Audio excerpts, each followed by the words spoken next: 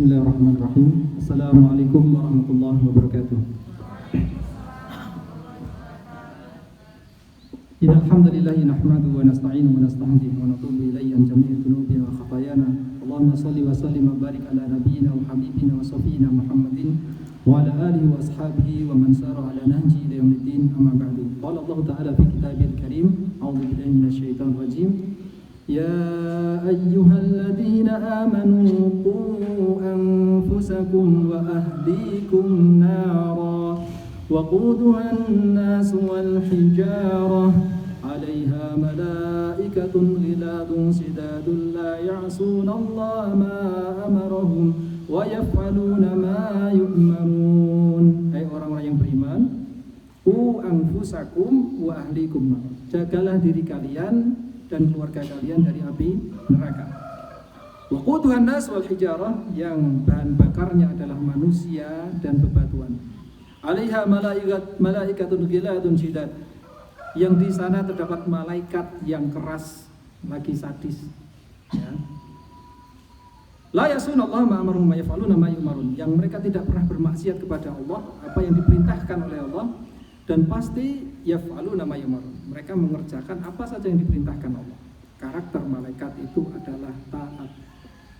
Disuruh bagi rezeki, disuruh nyiksa di alam barzah, disiksa di alam barzah, disuruh nyiksa di neraka, disiksa di neraka, ya kan? Karenanya malaikat karakternya adalah taat, sam'an wa ta'atan. Disuruh sujud sampai hari kiamat. Ya, beda dengan manusia yang diikuti hawa nafsu. Terkadang kita menyimpang dan menentang dari aturan syariat, ya, karena faktor dorongan nafsu. Karenanya Nabi Yusuf alaihissalam mengatakan, wa ma ubarri'u nafsi, sungguh saya tidaklah mengatakan saya ini bersih, ya, saya ini bebas dari kesalahan. Inna nafsa la'ammaratun bisu' illa ma rahima rabbuk. Sesungguhnya nafsu itu akan senantiasa mendorong kepada keburukan, kecuali nafsu yang dirahmati Allah Subhanahu wa taala. Maka alhamdulillah pagi ini kita dikumpulkan Allah di majelis pengajian Ahad pagi di dalam rangka untuk meningkatkan keimanan dan ketakwaan kita dengan kita mentazkiyah, ya, mentazkiyah hati kita, mentazkiyah pikiran kita. Ya, jika ada di sana adron, ada di sana kotoran-kotoran, ya, dari dorongan-dorongan nafsu kita, ya, yang sehingga menjadikan akhlak, ya, akhlak kita itu juga jadi gak benar. Karena akhlak itu pancaran apa yang ada di dalam hati. Ketika hati kita kotor, pikiran kita kotor, maka yang keluar dari lisan, dari perbuatan itu sudah akhirnya tidak tepat.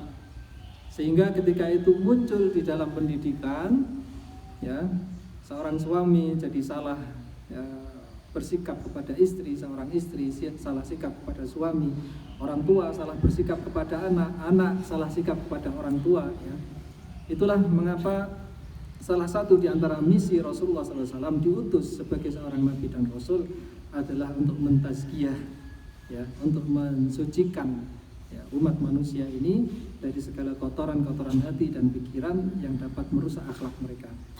Alhamdulillah dengan majelis-majelis seperti ini kita senantiasa bersyukur kepada Allah, dikumpulkan dengan orang-orang soleh, dikumpulkan dengan para alim ulama, dikumpulkan dengan teman-teman yang juga soleh, yang mudah-mudahan mereka juga menjadi syafaat kita besok pada yaumul qiyamah insyaallah.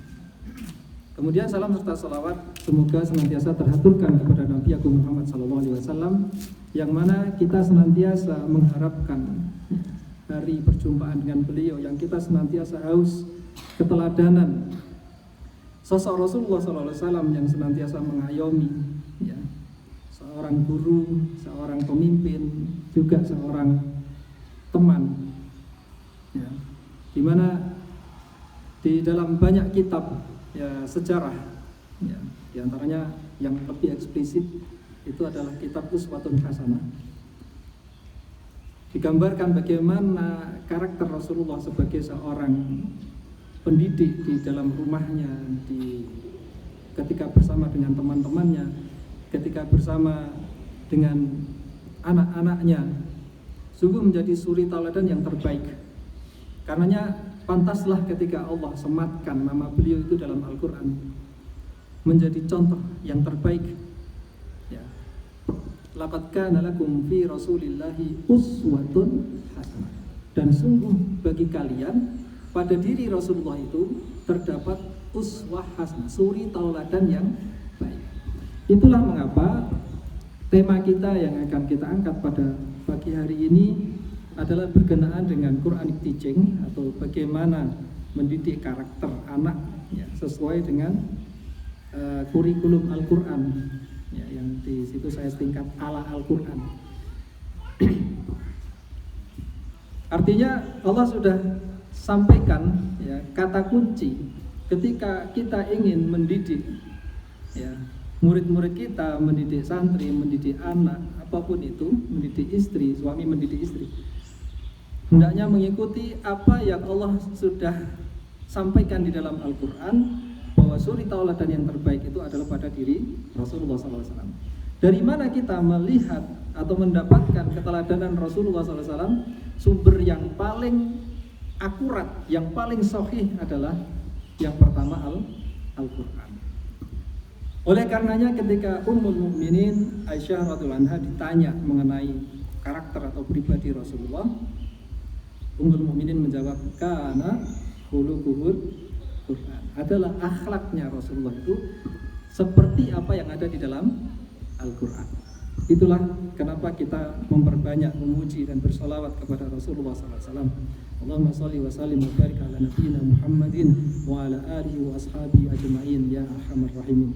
Kita senantiasa bersolawat kepada Rasulullah. Setiap kali kita bersolawat, bergetar hati kita, seolah-olah kita membayangkan sosok Rasulullah, akhlak kepribadian beliau, sehingga karakter itu tertanam di dalam sanubari kita. Kemudian yang ketiga kalinya, tak lupa kami ucapkan jazakumullah khairan katsira kepada panitia, terutama kepada Yayasan Ar-Rasyidah yang telah memberikan waktu kepada kami, untuk pagi hari ini duduk di hadapan panjenengan semuanya. Yang duduk bukan berarti yang paling mengerti, yang duduk bukan berarti yang paling alim, yang duduk bukan berarti yang paling bersih ya, kita semuanya sama-sama belajar. Mudah-mudahan dengan tema Quranic teaching ini kita akan membedah ayat-ayat Al-Quran yang berkenaan dengan metode pengajaran ya, baik kepada anak maupun kepada istri. Bapak Ibu nggak ada bapaknya, ada ya? Bapak Ibu yang dirahmati Allah, juga calon bapak dan calon ibu yang mudah-mudahan dirahmati Allah. Kalau kita renungkan di surat An-Nisa ayat 9, Allah Ta'ala mengingatkan kita, A'udzu billahi minasy syaithanir rajim. وَلْيَخْشَى الَّذِينَ لَوْ تَرَكُوا مِنْ خَلْفِهِمْ ذُرِّيَّةً ضِعَافًا خَافُوا عَلَيْهِمْ فَلْيَتَّقُوا اللَّهَ وَلْيَقُولُوا قَوْلًا سَدِيدًا. وَلْيَخْشَى الَّذِينَ لَوْ تَرَكُوا مِنْ خَلْفِهِمْ ذُرِّيَّةً ضِعَافًا. Hendaknya khawatir, hendaknya takut. Maka ini orang tua yang normal itu begini. Orang tua yang normal itu begini. Orang tua yang senantiasa mengkhawatirkan, mencemaskan masa depan anaknya. Ya, lau taraku min khalfihim, kalau mereka meninggalkan sepeninggal mereka itu dzurriatan diafan, anak yang lemah akalnya, lemah fisiknya, lemah ekonominya, ya kan, lemah pengetahuannya, ya, lemah dalam segala hal. Itulah mengapa kata diafan ini ditulis dalam bentuk nakirah. Nakirah artinya kata umum. Ya. Kata umum itu berarti sifatnya luas. Kelemahan apapun di sana. Ya, lemah akal, lemah pikiran, lemah fisik, lemah mental, ya, terus kemudian lemah ekonomi dan lain sebagainya. Itulah mengapa Rasulullah SAW menyampaikan bahwasanya Allah itu mencintai hambanya yang kuat. Supaya kita termotivasi, dan begitu pun di dalam surat Al-Baqarah ya, bagaimana Allah menggambarkan generasi yang dicintai Allah itu bastatan fil ilmi wal jism, yang dia itu bastoh itu ya kuat dalam ilmu, juga kuat fisiknya. Nah, karena rasa khawatir ini akhirnya mendorong manusia untuk melakukan sesuatu. Karena takut lapar, manusia melakukan sesuatu supaya nggak lapar, gitu kan. Kemudian karena takut kehujanan, orang melakukan sesuatu sampai akhirnya buat rumah, kan begitu. Karena rasa takut itu, orang akan berupaya untuk membuat perlindungan. Nah, sama kaitannya di dalam pendidikan karakter anak maupun mendidik karakter istri. Tentunya rasa khosyah ini harus dihadirkan. Khawatir anaknya nanti menjadi lemah, apa yang harus dilakukan? Khawatir istrinya nanti nusyus, apa yang harus dilakukan? Inilah kurikulum Al-Quran, ya, bagaimana memberikan clue atau alasan untuk seorang suami sebagai pemimpin di dalam rumah tangga itu mampu memberikan peran, ya, sebagai pendidik. Kemudian kita juga mengingat hadis Rasulullah SAW. Kullu mauludin yuladu ala fitrah. Setiap anak yang terlahir itu adalah sesuai fitrah. Artinya dia adalah muslim. Anak itu lahir, dia adalah muslim, dia mukmin. Siapapun yang melahirkannya. Ini adalah akidah Ahlussunnah. Fabawahu alladhi yuhawidani wa yumajjisani wa yunasirani. Kemudian bapaknya lah yang menjadikan anak itu Yahudi, Majusi, Nasrani. Artinya apa? Kesalahan pertama pada pendidikan anak itu terjadi pada orang tua. Ya, karena dia adalah institusi pendidikan yang paling dekat terhadap bayi itu ketika dia terlahir ke dunia. Maka Rasulullah sampaikan, kenapa anak ini menjadi Yahudi, ya, Majusi, Nasrani? Ya, tiada lain adalah karena pendidikan pertamanya dari orang tuanya. Nah, dari sinilah nanti dari kesalahan atau kebiasaan orang tua yang salah ini akan berpengaruh besar di dalam membangun karakter anak, ya, saat sudah dewasa. Di antara kesalahan-kesalahan itu, bahkan ada yang menulis di dalam banyak buku 10 kesalahan orang tua dalam mendidik anak dan lain sebagainya.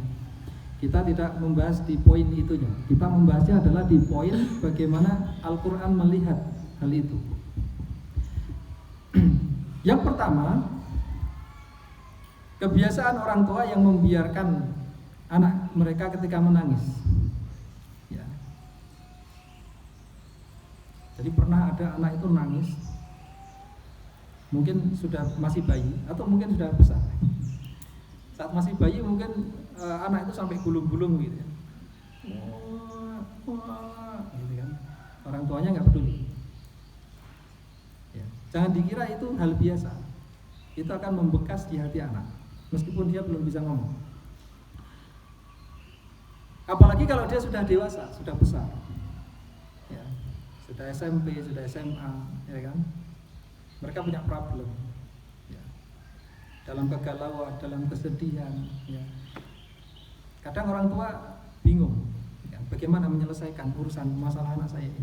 Terus kemudian karena dia nggak bisa menyelesaikan, dia diamkan. Ini juga keliru. Kalau memang tidak bisa menyelesaikan sendiri, maka ajaklah kepada orang yang mampu menyelesaikan. Ini solusi. Kenapa demikian?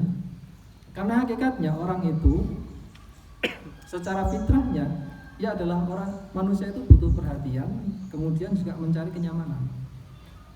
Nah, ketika orang tuanya sendiri tidak mampu memberikan perhatian dan kenyamanan, maka anak itu akan mencari perhatian dan kenyamanan pada orang lain.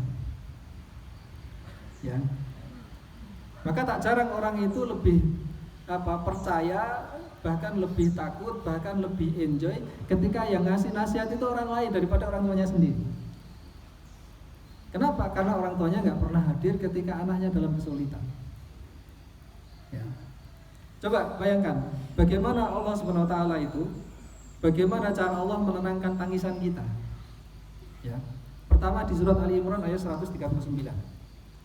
Allah SWT mengatakan, wala tahinu wala tahzanu wa antumul a'launa in kuntum mu'minin. Jangan kamu sedih, jangan kamu merasa rendah. Wala tahinu wala tahzanu wa antumul a'launa in kuntum mu'minin. Padahal kamu itu adalah hakikatnya tinggi kalau kamu adalah orang beriman. Dihibur, ya kan? Bukan hanya dineng-neng tak cuk meneng ya oleh gitu kan. Kasihkan di sana clue, kasihkan di sana alasan. Ya. Kenapa saya harus diam? Kenapa saya harus diam dari menangis? Kamu kan anak yang hebat. Gitu. Kamu kan generasi Solahuddin, kan begitu loh. Supaya anak itu tahu alasannya kenapa saya harus berhenti menangis. Ya. Allah pun juga begitu cara. Bukan hanya dineng-neng tok, cuk menengok gitu kan. Tapi dikasih tahu wa antumul a'launa in kuntum mu'minin. Kemudian di surat Thaha ayat 46. Bagaimana Allah ketika menenangkan Nabiullah Musa alaihissalam, ya, dan juga Harun. Qala la takhafa innani ma'akuma asma'u wa ara. Kalian berdua jangan takut, dakwai Fir'aun. Sesungguhnya aku senantiasa bersama dengan kalian berdua. Asma'u wa ara. Aku senantiasa mendengarkan, aku senantiasa memperhatikan apa yang kalian lakukan. Jangan dikira aku tinggalin kalian. Ya kan? Adakah di sana hal yang lebih menenangkan ketika orang yang kita percayai itu senantiasa mendampingi kita? Bagaimana dengan Allah Subhanahu wa taala, ya, yang Maha melihat, Maha mendengar, yang hakikatnya senantiasa membersamai kita? Ketika kita membayangkan hadisnya Rasulullah SAW tentang konsep tawakal, coba Rasulullah mengatakan, "Lau tawakkaltum 'alallahi haqqa tawakkuli la razaqakum kama ruziqat tayr tagdu khimasan wa taruhu bitana." Seandainya kalian tuh bertawakal sesungguh-sungguhnya ketawakalan kepada Allah, niscaya Allah akan memberikan kepada kalian rezeki sebagaimana Allah memberikan rezeki itu pada burung. Dia pergi dalam keadaan lapar, pulang dalam keadaan kenyang, bahkan bisa mengenyangkan anak-anaknya. Padahal kita tahu burung nggak punya ATM, ya kan? Nggak punya kulkas yang bisa nyimpen daging kurban 1 tahun. Nggak punya freezer. Konsepnya burung tawakal aja. Allah suruh saya terbang. Urusan rezekinya Allah yang atur. Yang penting saya lakukan perintah Allah. Ini. Dan burung nggak pernah mengeluh. Pernah lihat burung menangis gitu kan, kelaparan. Ya. Cicak pun juga nggak protes, makanannya terbang. Dia cuma suruh nempel aja di dinding, ya kan? Coba kalau cicak itu sembunyi aja di lorong, nggak dapat makanan. Allah cuma perintahkan, weh cicak nempel kamu di dinding gitu. Dia nempel aja di dinding, tawakal sudah. Ya, itu nyamuk dekat sendiri. Siapa yang menggerakkan nyamuk? Sama seperti dulu waktu bikin pesantren ini. Ya kan, modal kurang gitu kan. Pokoknya suruh ubet aja. Allah yang datangkan hatinya orang-orang itu datang ke sini. Ya kan? Begitu juga Ibrahim alaihissalam. Ya, di padang yang tandus, nggak ada pohon, nggak ada apa-apa. Ya kan? Bahkan istrinya ditinggal di situ sama Ismail. Sudah begitu Allah perintahkan wa adzim fin nas. Yaitu dari jalan, wala kulli dhamir yatina min kulli fajjin amin. Hanya suruh azan, ya gimana itu ya? Azan nggak ada apa-apa, nggak ada siapa-siapa. Tapi Allah perintahkan, udah, nggak usah tanya, azan gitu kan? Azan aja. Allah datangkan orang-orang dari seluruh penjuru negeri, bahkan sampai dari Indonesia. Ya kan? Meskipun bayar jutaan rupiah, nyampe sana. Padahal Nabi Ibrahim hanya azan sekali, nyampe ke sana. Ya kan? Ini loh konsepnya. Kemudian di surat Thaha ayat 68. Qulna la takhaf innaka antal a'la. Kami katakan, jangan kamu khawatir, jangan kamu takut. Innaka antal a'la. Sesungguhnya kamu adalah dalam kedudukan yang tinggi. Al muslimu ya'lu wa la yu'la alaih. Orang muslim itu dia adalah di posisi yang tinggi. Ya. Wa la yu'la alaih, dan tidak boleh direndahkan. Tidak boleh direndahkan, tidak boleh merendahkan diri di hadapan musuh-musuh Allah. Ya'lu wa la yu'la alaih. Begini loh, cara Allah menenangkan kita itu sampai sedemikian. Maka begitu pun kepada anak kita, kepada istri, kepada siapa saja yang orang yang kita cintai, ya, cara menenangkan mereka, ya, jangan ditunggu-tunggu, ya kan? Berikan di sana clue, alasan kenapa harus saya diam. Ya, nang ibu, wis to meneng, sesuk tak tukoke kalung sing anyar. Kira-kira gimana? Besok tak ajak jalan-jalan, kan begitu ya? Iya, nek korban meneng tok itu kan bingung gitu kan. Imbalannya saya menang itu apa gitu. Ya, Allah memberikan. Ketika Fatimah dan Ali radhiyallahu anhu, ya, Fatimah mengeluh tentang pekerjaannya yang begitu berat, sehingga tangannya melepuh, ya, membantu suaminya. Sampai-sampai ketika Rasulullah habis peperangan, Rasulullah punya tawanan, ya, beberapa tawanan ini yang bisa ditebus dikembalikan, yang nggak bisa ditebus berarti kan menjadi budak. Fatimah ini mencoba merayu Rasulullah supaya diberi pembantu dari budak itu, ya, dari budak. Ternyata sama Rasulullah dikasih nggak dikasih, ditenangin malah, dipanggil dua-duanya. Rasulullah tahu. Maukah kalian saya ajarkan sesuatu yang lebih menenangkan dan menenteramkan kalian daripada sekedar minta pembantu? Ucapkan sebelum sholat, la ilaha illallah wahdahu la syarikalah lahul mulku wal hamdu wa huwa ala kulli syai'in qadir. Itu aja yang dikasih Rasulullah. Seneng nggak dikasih itu? Seneng, gitu kan? Seneng ternyata kan. Maka ini. Terus kemudian psikologis manusia ketika menangis itu biasa mereka menunduk. Ada orang nangis itu sambil dalam. Nggak ada ya. Orang nangis itu cenderung. Ya. Maka upayakan supaya dia nggak menunduk. Kalau bayi dililing gitu kan, diajak lihat apa awan atau burung atau apa benda yang ada di atas. Ya. Itu cepat nanti diamnya. Tapi jangan terus kemudian dibohongi. Ya. Jadi anak itu belajar berbohong itu pertama kali dari orang tua kadang. Ketika dia terjatuh, langsung dicandakin, kodok melayu, padahal nggak ada kodok. Betul nggak? Padahal nggak ada kodok, bener kan? Berarti yang ngajari bohong pertama kali siapa? Orang tuanya. Direkam itu sama anak. Oh berarti kayak gitu tuh boleh ya gitu. Akhirnya anak itu pandai berbohong. Ya. Jadi apa yang kita ucapkan, apa yang kita praktekkan sehari-hari itu direkam oleh anak. Itulah kenapa kita harus hati-hati betul dari ucapan dan perbuatan kita, karena itu direkam sama anak. Kemudian yang kedua, ya, terkadang di dalam mendidik itu kurang tegas, ya. Kurang tegas dalam mendidik anak. Tegas itu bukan berarti keras, ya. Maka waspadai dua penyakit yang biasa menjangkit orang yang kurang tegas, yaitu kurap dan kudis. Ya, kurap itu kurang rapi, kudis itu kurang disiplin. Iya, karena nggak tegas itu akhirnya kurang rapi dan kurang disiplin. Nah, kadang cara orang tua mengingatkan pun juga keliru.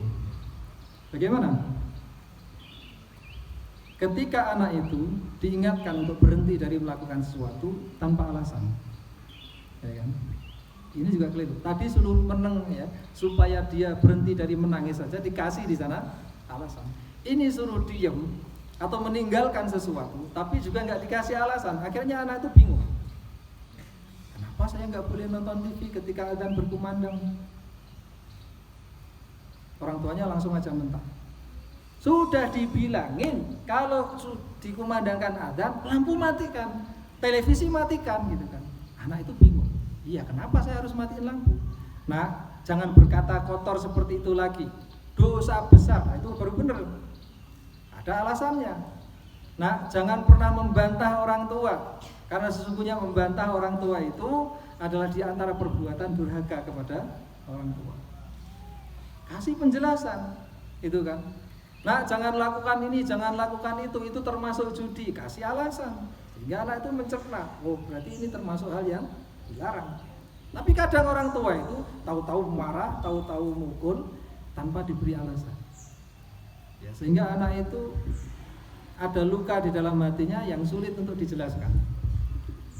Ya kan? Sulit dijelaskan. Karena apa? Karena menumpuk itu. Banyak hal yang tidak dijelaskan orang tuanya. Ya syukur nanti kalau dia sudah dewasa bisa mencerna sendiri. Oh, jadi mbiyen ki bapakku nglarang iki ngene iki to. Ning mungkin urung nyampe alasannya gitu kan. Dia sendiri bingung menyampaikan. Ya alhamdulillah kalau anaknya ketemu sendiri alasannya gitu. Kalau enggak, ya itu sampai tua anak itu akan terus dalam kebingungan itu.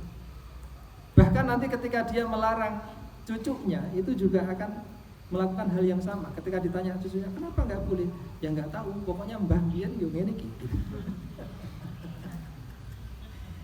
Nah ini, coba kalau dibiasakan di sana diberikan aba-aba itu. Ya, setelah dijelaskan, anak itu pasti tahu di sana alasan. Diberikan aba-aba, tidak langsung dihentikan. Mas, 5 menit lagi televisi matikan. Oke, siap. Lagi diingatkan. 2 menit lagi. Tinggal 1 menit. Waktu habis. Maka dia akan persiapan. Nah, kadang orang tua itu nggak ngasih persiapan itu, langsung aja di sana. Berhenti. Matikan televisi, gitu kan? Iya. Benar nggak? Kita kalau pas lagi sibuk melakukan sesuatu, terus kemudian ada orang yang tiba-tiba menghentikan kegiatan kita, itu kira-kira gimana rasa di sini? Iya kan? Jenengan aja lah yang sudah gede-gede ini, lagi di sana sebenarnya kita kan lagi sibuk ini kan bales SMS ya, bales WA. Padahal ini juga saya tahu ini dia tanya tentang dalil, tentang hadis gitu kan. Tapi kan yang nyuruh kita berhenti nggak tahu kita itu sedang melakukan apa. Taunya kita itu main HP kan. Tiba-tiba suruh berhenti. Kok sih? Ya. Coba kalau dikasih di sana apa-apa. Bu, bentar lagi mau ada tamu. Tolong dipersiapkan. Bu, tamunya sudah sampai alun-alun. Kan gitu ya, enak ya. Iya, artinya dia mau persiapan untuk menghentikan HP-nya. Nah, seperti itu juga apa yang diajarkan di dalam Al-Quran, supaya kita ini memperlakukan dengan lembut siapapun orangnya. Jangankan kepada yang hidup, kepada yang mati aja kita diperintahkan untuk melakukan dengan lemah lembut. Ya, Rasulullah itu di dalam hadis menyampaikan ya supaya kita memperlakukan ya jenazah itu seperti kita memperlakukan pengantin kita waktu hidup. Ya kan? Ada nggak pengantin itu yang disio-sio gitu? Pengantin itu kan raja gitu kan. Pada saat itu, maka perlakukan seperti itu juga ketika orang itu meninggal dalam mengurus jenazahnya, dalam memandikannya, dalam mengkafaninya, dalam menghantarkannya, semuanya diperlakukan dengan ekstra lembut. Lah ini kepada yang mati aja seperti itu kita diperintahkan, apalagi kepada yang hidup, ya kan? Apalagi kepada yang hidup. Itulah di dalam surat Al-Imran ayat 159 Allah ingatkan kita. Wa bima rahmatin minallahi linta lahum walau kunta faddan ghalidhal qalbi lan faddu min hawlik fa'fu anhum wastaghfir lahum washawirhum fil amr fa idza azamta fatawakkal 'ala Allah innallaha yuhibbul mutawakkilin. Fa bima rahmatin minallahi linta lahum. Kalau bukan karena rahmat Allah kepada Muhammad, misalnya kamu nggak mungkin bisa berlemah lembut kepada mereka. Lintal. Walaupun tafaddan ghalidul qalbi, kalau kamu berkeras hati, bersikap kasar, lang faddu min hawlik, pasti mereka akan lari darimu. Lang faddu min hawlik. Fa'fu anhum, kasih mereka maaf. Wastaghfir lahum, mintakan ampun. Wasyawirhum fil amr, ajak mereka duduk bermusyawarah. Ini loh. Fa idza azamta fatawakkal 'ala Allah. Kalau sudah bulat tekad kita, ya, di dalam mendidik anak, mendidik istri, ya, di dalam mendakwai suami, sudah bulat, tawakal kepada Allah. Tapi jangan lupakan ini, memberi maaf, memintakan ampun, mengajak musyawarah. Ini Pak. Jadi kadang anak itu tumbuh menjadi dewasa karena memang sering dilibatkan dalam musyawarah. Itulah rahasianya mengapa dulu Ibnu Abbas ketika umurnya masih 11 tahun, ya, itu juga dilibatkan oleh Abu Bakar As-Siddiq di dalam DPR. Saat itu DPR, DPR sekarang, Dewan Permusyawaratan Rakyat gitu ya. Ya, kalau bisa digambarkan tuh di parlemennya kaum muslimin saat itu, kalau dibahasakan bahasa kita gitu kan. Itu dilibatkan meskipun umurnya masih muda. Ya, sehingga anak ini dia akan punya pemikiran yang lebih dewasa daripada anak-anak seumurannya. Ya, ajak mereka dalam masalah-masalah kita gitu kan, untuk bermusyawarah. Masalah-masalah anak itu, ya, masalah sekolahnya, masalah belajarnya, masalah dengan temannya, dudukkan, diajak musyawarah, ya kan. Ini perintahnya Allah, ya kan. Ini caranya Allah memberikan kurikulum kepada Rasulullah bagaimana mendidik umatnya. Fabima rahmatin minallahi lintar. Jika bukan karena rahmat Allah, kamu gak akan mampu untuk bersikap lemah lembut terhadap mereka. Ya, maka berbahagialah orang yang diberikan Allah hati yang lembut. Ya, sehingga mampu bersabar, mampu memberi maaf, mampu mendoakan. Ya, meskipun mungkin kita sadari sikapnya salah. Ya, kan? Mungkin istri kita bersikap kurang baik, mungkin suami kita bersikap kurang baik, mungkin anak kita bersikap kurang baik, ya kan? Tapi hati yang lembut ini, yang dirahmati Allah ini, dia mampu untuk memaafkan, dia mampu untuk memintakan ampunan, dan dia mampu untuk tetap duduk membicarakan masalah itu dengan baik. Jadi di sini, jadi ketegasan ini bukan berarti harus selalu dengan kekerasan. Nah, kemarin ada artikel yang yang lagi heboh gitu ya, tentang bener nggak sih dalam Islam itu suami boleh memukul istri gitu. Boleh nggak sih gitu kan? Ya jangan langsung dijujuk mukulnya gitu kan. Tapi lihat urutannya, wallati takhafuna nusuzahunna fa'iduhunna wahjuruhunna fil madaji wadribuhun, ya kan?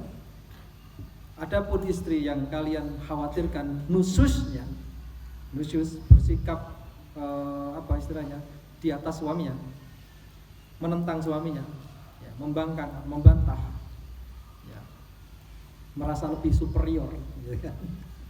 Wallati takhafuna nusuzahunna fa'iduhunna, yang pertama kasih nasihat, kasih dulu nasihat yang baik. Sudah diberi nasihat, nggak ada perubahan, wahjuruhunna fil madaji. Di tafsir At-Tabari dijelaskan apa maksudnya di sini wahjuruna fil madaji. Anda tetap satu kamar, tetap satu ranjang, ya, tapi nggak diajak omong, ya, juga nggak diajak berhubungan. Ya, suami menghadap ke sana, istri menghadap ke sana. Bisa ranjang katanya begini. Ya. Kalau istri yang soleha, ya, didiemin suami itu mestinya sudah terasa. Ya. Tapi kalau sudah didiemin, diranjang aja, didiemin, kok masih di sana, di dalam nusyusnya, baru di sana. Wadribuhum, pukul mereka. Dengan pukulan yang bagaimana? Pukulan yang tidak melukai, tidak mencederai. Dalam tafsir Ibnu Katsir dijelaskan As-Suyuti, ya, Imam As-Suyuti Jadi yang dipakai untuk mukul itu siwak, ya, batang siwak. Atau kalau kita orang desa sikat gigi gitu. Itu yang pertama. Kemudian memukulnya tidak boleh wajah. Ya. Kemudian yang ketiga, memukulnya tidak boleh ketiaknya terlihat. Jadi gini.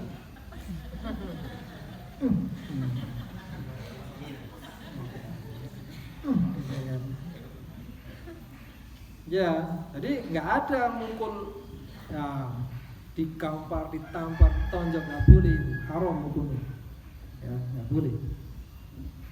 Kalau sudah dengan 3 tahapan itu kok masih di dalam nususnya, baru di sana suami silakan mengambil kebijakan, apakah dikembalikan ke orang tuanya, ya pulangkan saja, ya kan. Nah ini. Jadi ketegasan di dalam Islam itu nggak melulu diartikan langsung saklek begitu. Semuanya pakai tahapan. Bahkan Allah ketika mengharamkan khamr itu juga pakai tahapan. Gitu loh. Semuanya ada tahapan. Disesuaikan dengan kadar akal orang yang diajak bicaranya. Nah terkadang anak juga perlu seperti itu tahapan. Ya. Ketika dia sudah kecanduan handphone, terus kemudian langsung kita hentikan dia, ya, itu nggak akan mujarab.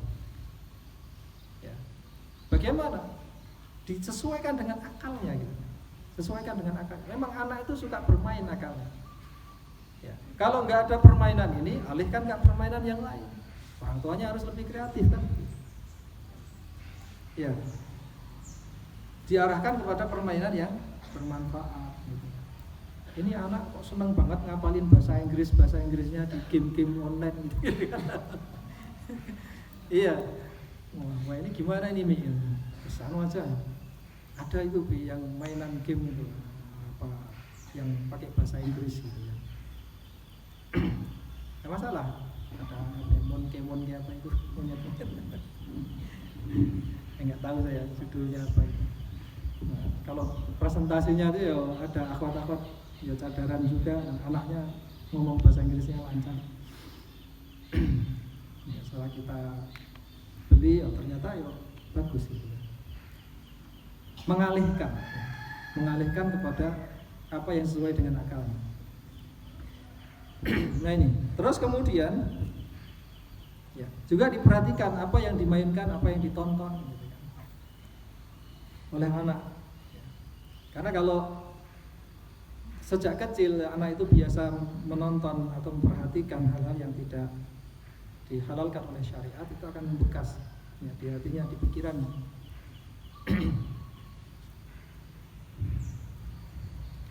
Terus kemudian yang ketiga, sikap ya, mementingkan dunia dari akhirat. Sikap pendidik mementingkan dunia dari akhirat.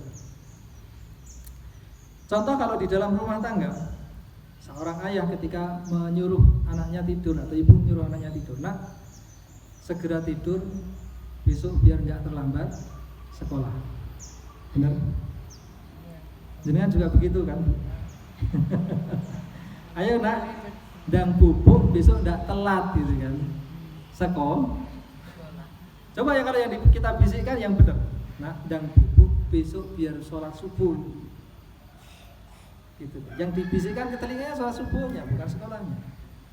Anak kalau sudah subuh ke masjid, insya Allah ke sekolahnya lebih mudah, ya kan? Apalagi ada rangkaian dibiasakan setelah sholat subuh itu ada ngaji, terus kemudian ada mengulang PR atau apa, ya sampai dia mandi, sarapan, berangkat sekolah. Ya. Tapi kalau suruh tidurnya itu supaya besok urusan dunia semuanya yang disampaikan ke anak itu diinstal langsung masuk otaknya, ke alam bawah sadarnya. Bahkan mungkin terbayang, nak segera tidur, besok mau piknik supaya nggak telat. Itu yang dimimpikan pikniknya dulu. Ya, yang dimimpikan pikniknya dulu. Nah, kadang orang tua di sana lebih memperhatikan urusan-urusan dunia anak daripada urusan akhirat. Dan lebih ironis lagi, ketika orang tua tidak mampu memberikan keteladanan kepada anak, ini yang menjadi problem sekarang. Ya, ketika anak itu merasa kering dari kedisiplin dari apa? Dari qudwah atau contoh. Ya. Siswa kering dari contoh. Anak kering dari contoh. Bagaimana seorang ayah menghendaki anak yang rajin ke masjid tapi ayahnya sendiri jarang ke masjid? Bagaimana mungkin orang tua yang menghendaki anaknya hafal Al-Quran tapi orang tuanya sendiri nggak mau menghafal Quran? Nah terus gimana? Saya sudah tua. Kalau saya menghafalkan 5 surat, itu besoknya hilang 6 surat.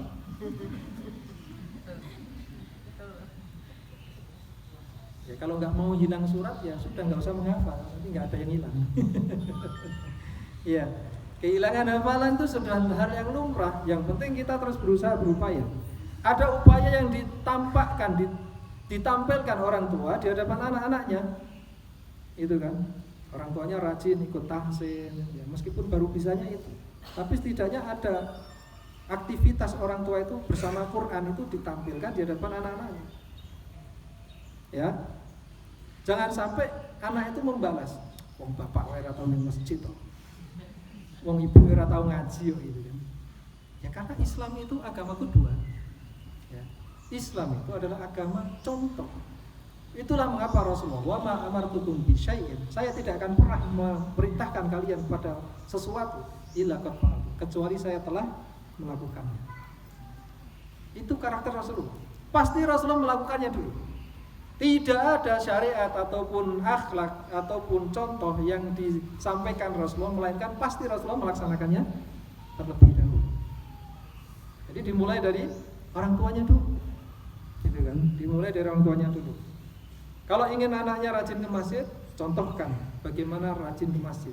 Kalau anaknya pengen rajin baca Quran, kasih contoh bagaimana rajin baca Quran itu. Setidaknya orang tua pada maghrib, pada subuh sempatkan untuk ngaji, duduk bareng bersama anak-anak. Itu akan dimemori. Bahkan orang-orang soleh dulu, para ulama kita itu kadang sholat tahajud itu anaknya digendong terus ditaruh di sajadahnya. Supaya nanti kalau anak itu ngelilir, dia lihat bapaknya lagi tahajud. Itu akan direkam sama anak. Bapak saya itu kalau jam segini tahajud. Ya, saya masih ingat betul waktu kecil sering digendong sama bapak ke masjid itu, masih ingat. Ya. Ketika Ramadan pengen nyadong Lailatul Qadar itu 10 malam terakhir itu digendong sama bapak dibawa ke masjid, ditidurkan di lantai. Ngelilir ya bapak lagi sholat. Tapi itu termemori. Lah bagaimana mungkin mendidik anak yang soleh tapi miskin memori? Anak itu nggak punya memori kesolehan bapaknya, anak itu nggak punya memori kesolehan ibunya, sulit. Akan sulit. Itulah di surat Al-Kahfi dibongkar di sana. Kenapa rahasia Allah sampai menjaga harta yang disimpan orang tua untuk anak yang yatim itu, sampai Allah kirimkan Nabi Khidir yang tadinya rumahnya mau roboh dibetulin sama Nabi Khidir tanpa minta upah. Apa alasannya? Karena dulunya maka anak abawahu soleh. Kedua orang tuanya dulunya adalah orang tua yang soleh. Karena orang tuanya soleh, Allah jaga anak cucunya. Itu loh. Jadi hakikatnya kesalehan yang kita lakukan itu bukan untuk kita sendiri, tapi termasuk ke anak cucu nanti. Ya kan? Begitu. Ini konsepnya Quran begitu. Kemudian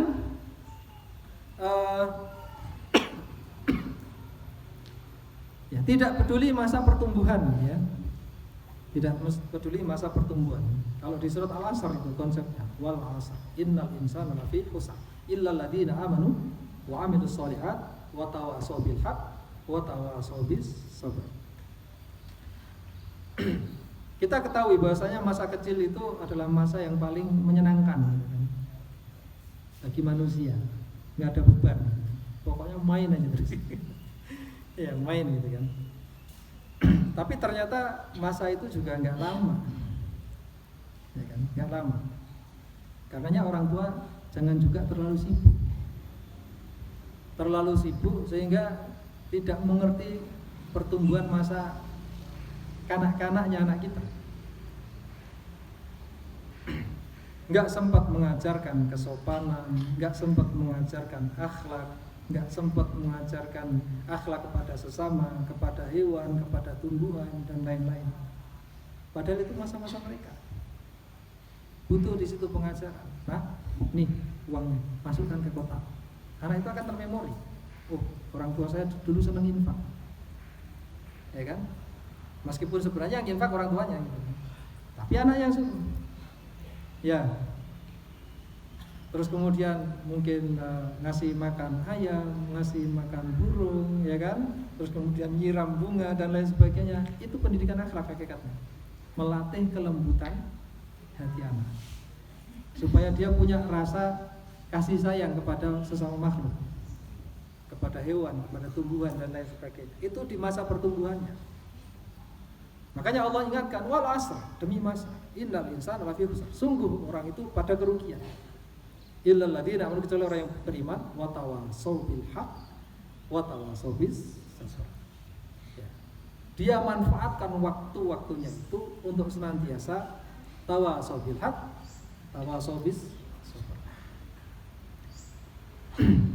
Kemudian ya, tadi sudah kita singgung sedikit ya tentang miskin keteladanan.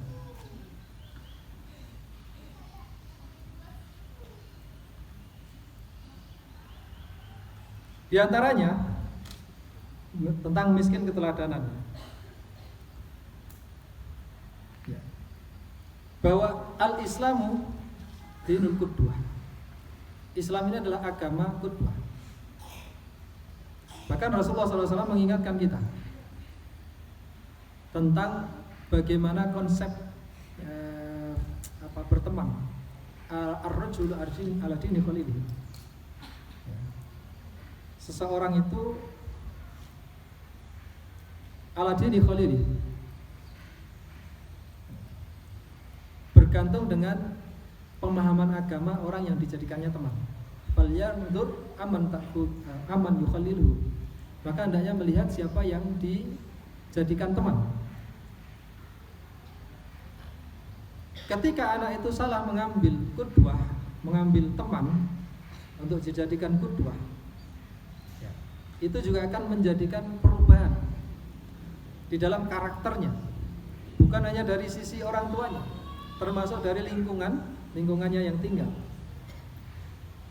Lebih-lebih ketika lingkungannya, orang tuanya tidak mampu memberikan keteladanan, padahal dia sudah mengetahui mana yang hak dan mana yang batil. Atamuruna nasa bil birri wa tansawna anfusakum wa antum tatlunal kitab afala taqilun. Dalam ayat lain, ya ayyuhalladzina amanu lima taquluna ma la taf'alun kabura maqtan indallahi an taqulu ma la taf'alun. Inilah yang digariskan oleh Al-Qur'an mengenai bagaimana orang yang bijaksana adalah mereka yang mengetahui bagaimana cara menyeimbangkan segala sesuatu, ya, dan pandai di dalam mendidik anak maupun mendidik istrinya, mendidik keluarganya. Ketika tidak ada di sana keseimbangan antara qudwah dan amal, maka di situ akan menjadi kekosongan yang akan termemori oleh keluarga. Memang nggak mudah, butuh di sana pembiasaan. Tapi karena dibiasakan itu akan akhirnya menjadi biasa. Kemudian kebiasaan menegur dengan memaki atau mendoakan anak dengan hal yang negatif itu juga kesalahan, ya. Bukan hanya ke keluarga, termasuk kepada orang lain. Kita nggak boleh sama sekali memaki. Allah Ta'ala mengingatkan kita dengan surat Hud ayat 18-19, 118-119. Allah berfirman, walau syaa rabbuka la ja'alan nasa ummatan wahidah wa la yazaluna mukhtalifin illa man rahima rabbuk walidzalika khalaqahum. Seandainya Tuhanmu berkehendak, seandainya Allah berkehendak, la ja'alan nasa ummatan wahidah, pasti Allah mampu untuk menjadikan umat ini umat yang satu, nggak ada yang beda-beda. Wala yazaluna mukhtalifin, tapi tetap kenyataannya manusia itu berbeda-beda. Illa man rahima rabbuk, kecuali yang dirahmati oleh Tuhan. Walidzalika khalaqahum, dengan perbedaan itulah alasan mereka itu diciptakan. Coba, kalau semuanya muslim, nanti kita dakwahnya piye? Kalau semuanya soleh, nanti kita dakwahnya gimana? Kalau semua anak itu nurut, dakwahnya gimana? Jadi kehilanganlah dakwah kita. Ya. Itulah Allah jadikan di sana satu dengan yang lain berbeda, supaya satu dengan yang lain saling mengambil manfaat. Ada yang kurang soleh, ada ladang dakwah kita supaya menjadi soleh. Ada yang di sana keras kepala, jadi lahan dakwah kita supaya melembutkan hatinya. Ada yang keras hatinya, jadi lahan dakwah kita supaya menjadikan lembut hatinya. Ya. Nggak boleh memaki. Kadang orang tua nggak sabar, anaknya dicaci maki sendiri. Oh dasar bocah bandel, akan bandel betulan itu anak. Ya kan? Ya. Bahkan kalau kita di kampung itu, masya Allah gitu kan, denger aja kita sakit hati gitu kan. Ada orang tua maki-maki anaknya, apalagi disamakan dengan hewan gitu kan. Ya, disamakan segawon gitu. Iya. Ya Allah gitu. Itu akhirnya anak jadi kayak segawon betul. Segawon nggak ngerti. Bau. Iya. Hati-hati. Padahal kita tahu apa yang disampaikan Rasulullah. Ridallah fi ridal walidain wa sukhtullah fi sukhtil. Keridhaan Allah itu bersama keridhaan orang tuanya. Murkanya Allah bersama murkanya orang. Jadi saat Anda mengucapkan kata-kata makian kepada anak, itu juga yang diberikan Allah pada anak kita. Apalagi itu tiap hari. Bayangkan itu, anak yang tumbuh setiap harinya dalam kemurkaan Allah, mau jadi apa itu anak? Maka ibunya Imam Sudes, Imam Masjidil Haram, dia punya trik. Pokoknya semarah apapun, itu anaknya didoakan yang baik. Senjengkelkan apapun tindakan anak, perbuatan anak, didoakan yang baik. Sebenarnya di sini ya perih gitu kan. Misalkan kalau anak itu nakal, ya dalam tanda kutip. Ya Allah, anak saya hari ini ya Allah, mudah-mudahan kau jadikan Imam Masjidil Haram gitu.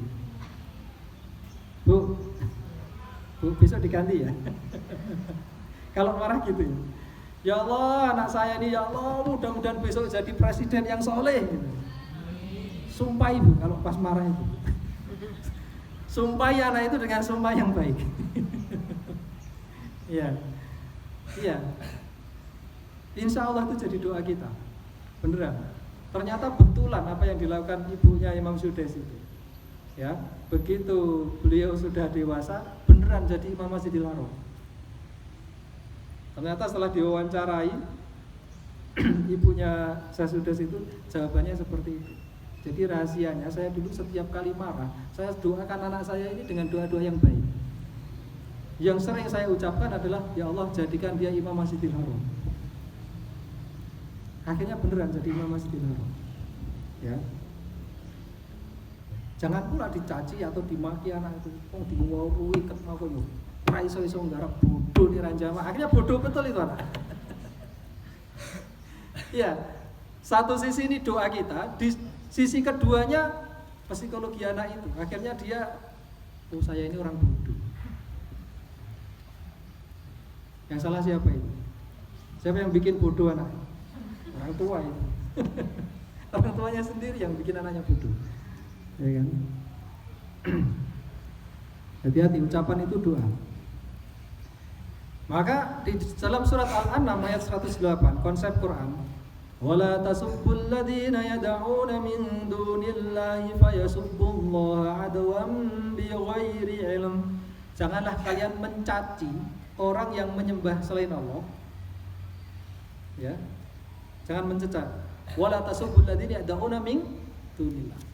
Jangan Anda mencela, mencaci maki orang yang menyembah selain Allah.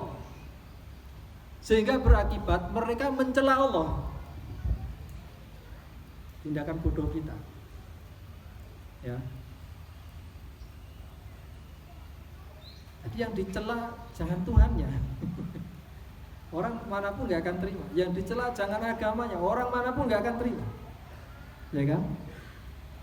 Dan mencela apapun nggak boleh. Tapi sampaikan, ya, ya kan, dengan ilmu, bukan dengan celaan. Ya, la tuksirul itab, fa innal itab yurisud dawina, kata Rasulullah. Jangan banyak mencela, karena mencela itu hanya akan mewariskan apa? Dawina, kebencian. Anak yang terus dicela, istri yang terus dicaci maki, akhirnya di sana benci. Ya, akhirnya benci sama siapa? Sama kita yang sering mencela itu.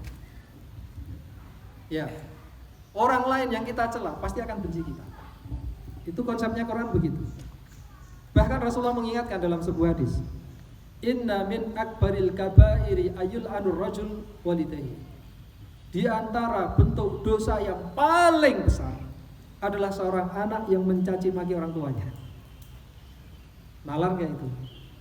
Nalar gak itu? Ada orang anak mencaci maki orang tuanya. Qila ya Rasulullah, kaifa dzalik? Ya Rasulullah, para sahabat mengatakan, bagaimana mungkin seorang anak mencaci maki orang tuanya? Rasulullah menjawab, yal'anu abar rajul, fayal'anu abahu, wayal'anu ummahu, wayal'anu ummahu. Ada orang mencela bapaknya orang lain. Akhirnya orang lain yang dicela itu, dia juga membalas mencela orang tua.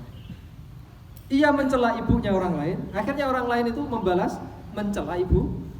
Itulah yang dimaksud anak mencaci maki orang tuanya. Ya, maka nggak boleh mencela itu. Apapun di sana mencela itu nggak baik. Karena nanti imbasnya adalah pasti kembali kepada diri kita sendiri. Ini konsep di dalam pendidikan. Nggak boleh memaki istri, nggak boleh mencaci maki istri, nggak boleh merendahkan istri, nggak boleh merendahkan suami, mencaci maki suami, nggak boleh mencaci maki anak, merendahkan anak, nggak boleh. Ya. Karena imbasnya nanti adalah kebencian kepada yang mau memaki. Kemudian kurang memberi sentuhan fisik kepada anak. Contoh mencium kening anak. Kalau suami biasakan mencium kening istri. Ketika mau berangkat bekerja cium keningnya. Pulang kerja cium keningnya. Butun sering dicium keningnya nggak? Butun. Iya, jos Pak. Itu sederhana, tapi sebenarnya ya memberikan sentuhan yang mendalam, membekas. Itu nasihat membekas. Itulah mengapa ya suami istri itu kalau memberikan nasihat suami kepada istri nggak boleh berjauhan, ya kan? Bagaimana Rasulullah SAW ya, menaruh kepalanya Aisyah di dadanya, kemudian diberi nasihat. Ada sentuhan fisik di dalam memberikan nasihat. Ya. Maka dalam surat An-Nisa ayat 34 tadi, wallati takhafuna nusuzahunna fa'iduhunna. Fa'iduhunna yang pertama adalah memberi nasihat. Caranya bagaimana? Kalau suami istri dengan cara dipeluk. Ya kan? Sehingga ada kenyamanan. Kalau anak juga mungkin seperti itu, didudukkan di pangku, ya kan? Di pangku, ya mungkin didudukkan di sampingnya, ditepuk pundaknya, dielus kepalanya. Ini yang diberikan konsep oleh Rasulullah. Al-Quran pun mengajarkan seperti itu. Kemudian yang ke-9, ya, penampilan diri kurang baik dan kurang pantas. Ya, Allah mengingatkan kita dalam Al-Quran, khudhu zinatakum inda kulli masjidin. Orang-orang yang beriman, ya ayyuhalladzina amanu, khudhu zinatakum inda kulli masjidin. Pakailah perhiasan kalian, yang dimaksudkan di sini pakaian yang pantas. Setiap kali Anda pergi ke masjid, inda kulli masjidin. Ya kan? Artinya Islam mengajarkan orang mukmin supaya senantiasa berpenampilan baik, berpenampilan pantas. Ya, pantas itu nggak harus mewah, ya kan? Yang penting di sana bersih, rapi. Ya, kadang orang tua juga kurang mampu memberikan keteladanan itu, atau mungkin guru nggak bisa memberikan keteladanan itu, ya kan? Dilihat sarungnya sudah ngeper, gitu kan? Ya, cuci pakai gitu kan? Ya, genap 1 bulan ngepir itu ditarik. Ya. Dicium baunya nggak sedap gitu kan. Dilihat nggak rapi. Itu akan memberikan pengaruh terhadap anak. Akhirnya anak itu juga nggak rapi, nggak disiplin. Ya, jarang diingatkan gosok gigi gitu kan. Sepele gitu kan. Jarang dibiasakan wudu sebelum tidur ya kan. Terus kemudian yang terakhir, membiarkan orang yang kurang baik sikap dan adabnya masuk di rumah kita. Ya. Dalam Al-Quran diantaranya juga disebutkan adab untuk masuk rumah, ya kan? Apa adabnya? Tidak boleh masuk dari belakang. Wadkhulu min abwabiha. Ya, masuklah kalian rumah itu dari pintu yang seyogyanya atau sewajarnya, itu dari depan. Artinya apa? Di sini mengajarkan adab ya, tentang orang yang bertamu ke rumah kita. Ketika Anda membiarkan orang yang merokok di rumah Anda, itu akan dimemori sama anak.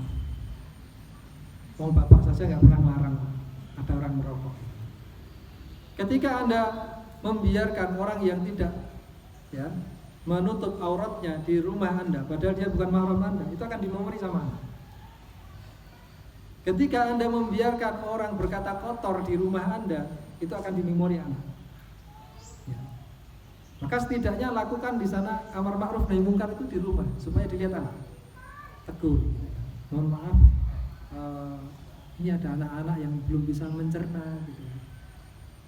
Mungkin hal-hal yang seperti itu tolong agak dihilangkan, dijauhkan. Itu penting itu. Ketegasan kita terhadap tamu bahkan yang hadir di rumah kita. Ya. Bagaimana peran amar ma'ruf nahi mungkar kita itu dimemori oleh anak, dimemori oleh istri, ya, dimemori oleh anggota keluarga kita, sehingga itu menjadi qudwah. Gitu. Baik, berikut ini beberapa ya, contoh ya, kurikulum Al-Quran di dalam mendidik karakter, ya, mendidik karakter keluarga. Mudah-mudahan kita mampu menyerapnya dengan baik dan bisa mempraktekkannya ya, tahap demi tahap. Karena memang semuanya itu perlu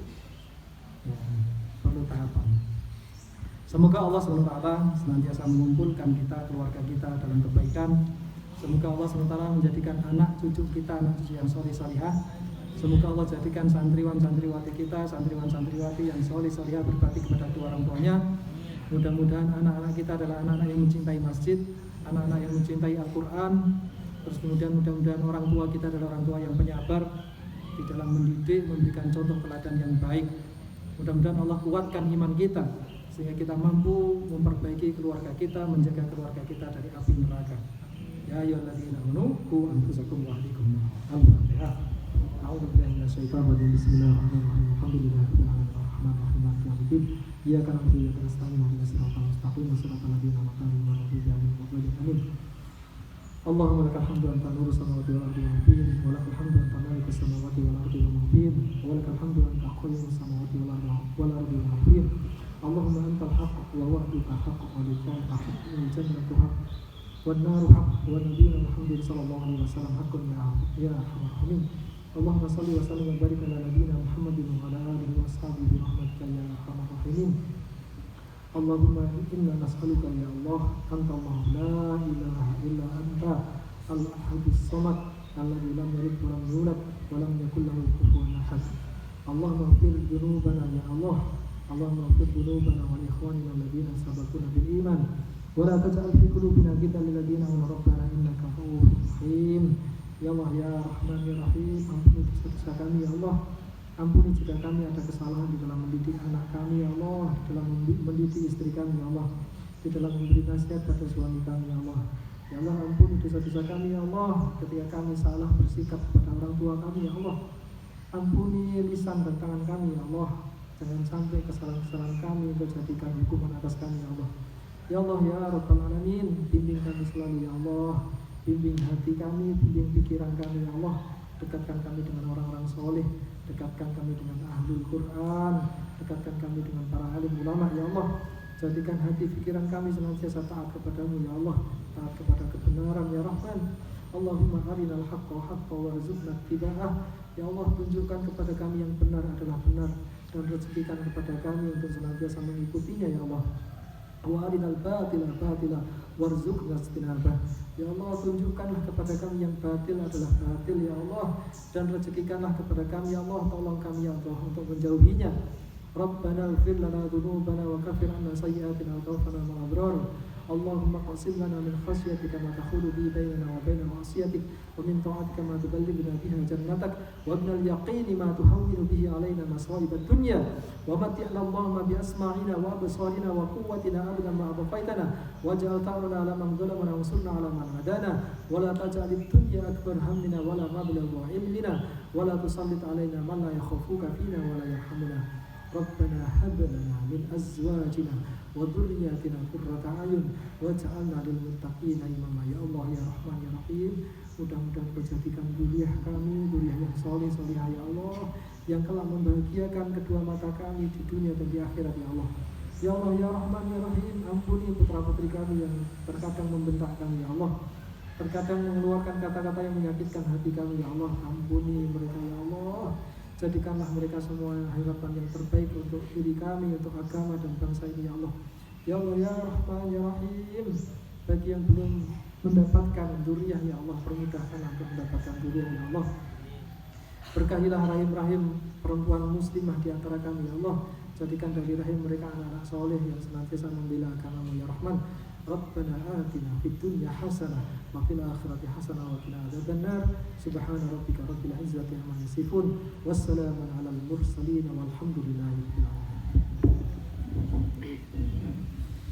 Demikian tadi yang bisa kami sampaikan. Apabila banyak kesalahan kami mohon maaf yang sebesar-besarnya. Subhanallah rabbana bihamdika asyhadu an la ilaha illa anta astaghfiruka wa atubu ilaik. Wassalamualaikum warahmatullahi wabarakatuh.